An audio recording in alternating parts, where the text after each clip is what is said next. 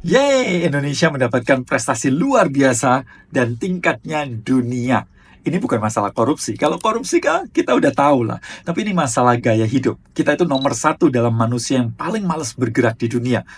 Dan hanya 3.500 langkah. Kita juga nomor satu dalam pengkonsumsi mikroplastik dan nanoplastik di dunia. Kemudian kita nomor 5 dalam angka diabetes dunia.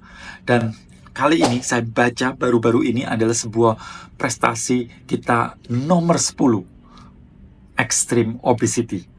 Manusia Indonesia masuk 10 besar orang-orang paling gemuk atau mempunyai obesitas.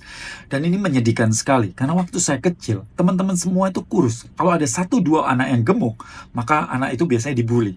Tapi sekarang yang terjadi sebaliknya, bahwa anak-anak yang kurus lah yang dibully. Ini sangat menyedihkan. Nah, terus orang menyalahkan bahwa, oh ya karena kita makan nasi, Pak.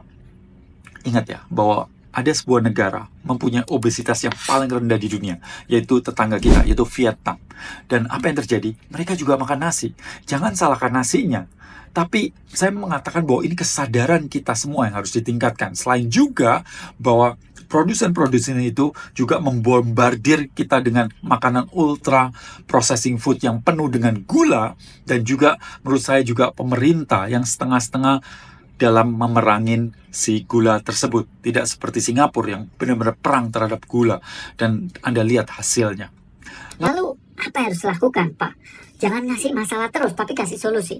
Semua dari konten saya itu pasti menghadirkan solusi-solusinya.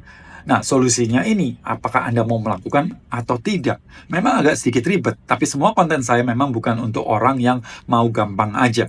Kalau mau gampang, skip aja. Oke, apakah Anda mau bertumbuh dengan saya untuk melakukan hal-hal ini? Ayo mari kita bertumbuh, belajar bersama. Nah, apa yang kita bisa lakukan untuk mengurangi kalori intake atau makanan-makanan kita? Yang pertama adalah ingat bahwa ketika Anda lapar, belum tentu Anda lapar itu artinya perlu makan.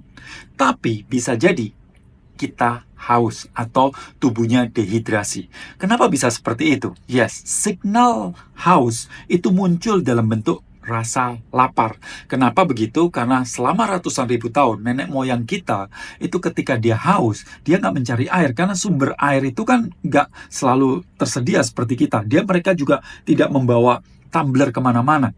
Tapi apa yang terjadi? Ketika dia haus, dia mencari makanan yang mempunyai kadar air yang tinggi. Nah, itu terekam di dalam diri kita. Dan apa yang terjadi ketika kita haus, muncullah seperti rasa lapar. So, artinya apa yang harus kita lakukan adalah pastikan Anda minum air yang cukup. Jangan nunggu kalau haus baru minum, ya. Tapi pastikan air seni Anda itu cukup jernih. Ya, kalau Anda minum ketika haus, maka apa yang terjadi itu seperti kalau kita naik mobil, radiator Anda itu lampunya udah nyala nih, udah parah itu ya. Jadi pastikan Anda minum air yang cukup. Yang kedua adalah kita makan seringkali karena stres. Nah, ketika kita stres, kita kan nggak nyaman. Nah, ketika nggak nyaman, apa yang terjadi? Kita ingin menghilangkan rasa tidak nyaman itu dengan makanan. Dan seringkali makanan-makanan yang manis atau kalorinya tinggi. So, apa yang harus dilakukan? Anda kendalikan stres Anda. Bagaimana cara mengendalikannya? Adalah, yaitu lambatkan nafas Anda. Selalu bernafas dengan hidung. Nah, ketika kita bernafas dengan hidung, maka uap air juga akan berkurang sampai 43%. Kita nggak gampang haus. Dan yang kedua adalah ketika kita bernafas dengan hidung, tubuh kita akan jadi lebih rileks karena dia mengaktifkan sistem parasimpatik atau sistem saraf parasimpatik tersebut. So, tubuhnya lebih rileks. Nah, kalau Anda melambatkan nafas Anda, maka Anda akan bisa menurunkan tingkat stres Anda. Maka itu teman-teman yang belajar Buteyko itu untuk menurunkan berat badan atau mengurangi porsi makannya itu sangat-sangat gampang. Karena ketika kita mengatur nafas kita akan juga mengatur pH dalam tubuh kita juga mengatur sistem syaraf kita mengatur detak jantung kita, dan banyak hal lain. Sehingga kita lebih tenang, kita juga menghemat uap air yang keluar, dan itu membuat kita jauh lebih tidak craving terhadap makanan-makanan tersebut. Nah, di situ kita bisa perlahan-lahan bisa mengurangi intake kalori tersebut dan kemudian membuat tubuh kita menjadi lebih ideal. So, pastikan Anda bernafas dengan hidung dan lambatkan nafas Anda. Dan selalu penuhi diri Anda dengan air minum. Bukan kopi, bukan teh, tapi air putih.